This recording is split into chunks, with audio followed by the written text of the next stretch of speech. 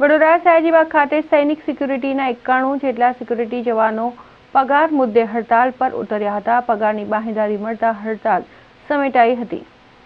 વડોદરા મહાનગરપાલિકા દ્વારા સૈનિક સિક્યુરિટી સર્વિસીસને ઇજારો આપવામાં આવ્યો છે, ત્યારે આજરોજ વડોદરાના સયાજીબાગ ખાતે ફરજ બજાવતા 91 જેટલા કર્મચારીઓનું પગાર ન આવતા હડતાલ પર ઉતરી જવાની ચીમકી ઉચ્ચારી હતી. બનાવની જાણ થતાની સાથે જ પાર્ક એન્ડ ગાર્ડન શાખાના અધિક્ષક મંગેશ જયસ્વાલ પણ સ્થળ પર આવી પહોંચ્યા હતા.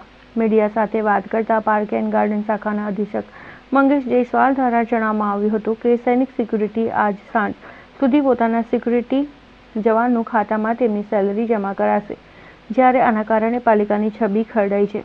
તેથી અગાઉ તેમને નોટિસો પણ પાઠવવામાં આવી છે.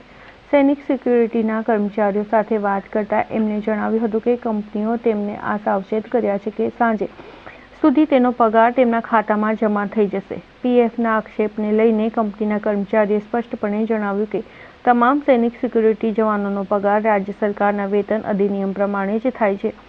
પીએફ માટેના આક્ષેપોને તે વખોડે છે. અત્રે ઉલ્લેખનીય છે કે વડોદરા મહાનગરપાલિકા દ્વારા સૈનિક સિક્યુરિટીના સિક્યુરિટી જવાનો દ્વારા કરવામાં આવેલા આક્ષેપોની સામે ઊંડાણપૂર્વક નિષ્પક્ષ તપાસ કરી જવાનોના પ્રશ્નોનું નિરાકરણ લાવશે કે નહીં એ જોવાનું રહેશે. घर का भाड़ा भरना है, घर का करने का, घर का भाड़ा भरना है, हर महीने ये करना है, बच्चों की फी भरना है, स्कूल की फी भरना है, रिक्शा का भरना है, कैसे नहीं भरेगा 10,000 का? आप 2 महीने चलाओगे, एक महीने 10,000 का? आपकी बात करो पहले, फिर हमारी बात. पहले आपकी बात करो कि आप 10,000 में चलो, महीने के तनख्वाह के आप चलाओगे घर? પગાર મોડું તો એના માટે ગાળો બધા હડતાલ પર ઉતરી ગયા હતા, પણ આજે પગાર થઈ જશે, કીધેલું છે કંપનીમાં. આ તો કર્મચારી તમ તો ચોળાનું છે, ત્રણેય શિફ્ટના. બીજો કોઈ નહીં, પગારનો હતો. પગાર બાબતે ગઈકાલે પણ સાંજે એમને વાત કરી હતી. એજન્સીના જે મેઇન અહીં ઓપરેશન જોવે છે અને લગભગ સાંજ સુધી ક્રેડિટ થઈ જશે અને એ બાબતે પણ એ લોકોને જણાવવામાં આવ્યું છે.